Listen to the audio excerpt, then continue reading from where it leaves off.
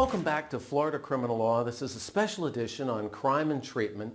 And the question was posed in the last video, why don't Florida's treatment programs work? And the reason they don't work is very simple. There is not an appropriate diagnostic protocol before there is a rush to treatment.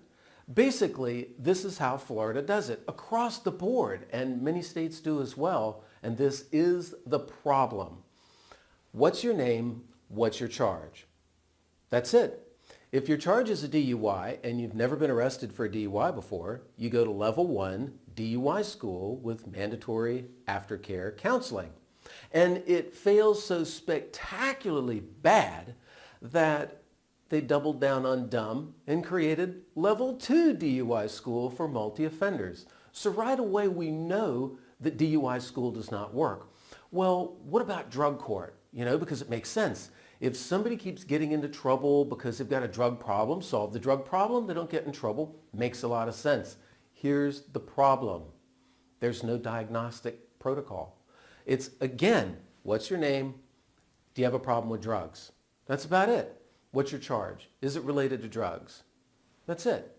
And the problem with that is, I want you to imagine that you have a 12-year-old and your 12-year-old is playing on the roof of the car.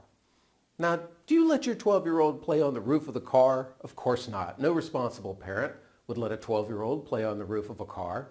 But if you've been a parent or you know a parent, then you've probably learned along the way that kids do what they do. As much as you try to train them, coach them, teach them, punish them, whatever, they're going to do what they do. And imagine your 12-year-old falls off the roof of the car and you've known your child since the day they were born, and between their wrist and their elbow, it's no longer a relatively straight line.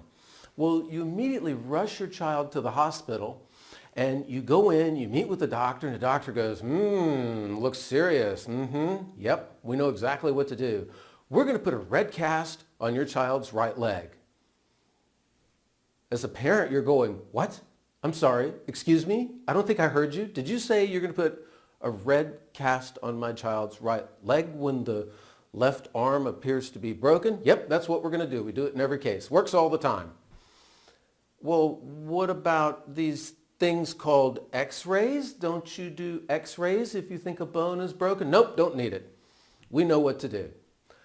That right there sums up exactly what is wrong with Florida's treatment programs across the board, whether it's as a special condition of probation, whether it's drug court, or whether it is Veterans Court or anything else. Now, of all these different programs, by far Veterans Court is the best.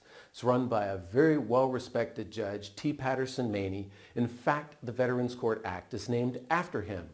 But again, they suffer from the same things that the other programs suffer from, and that is 1, a problematic belief structure, and 2, an absence of funding.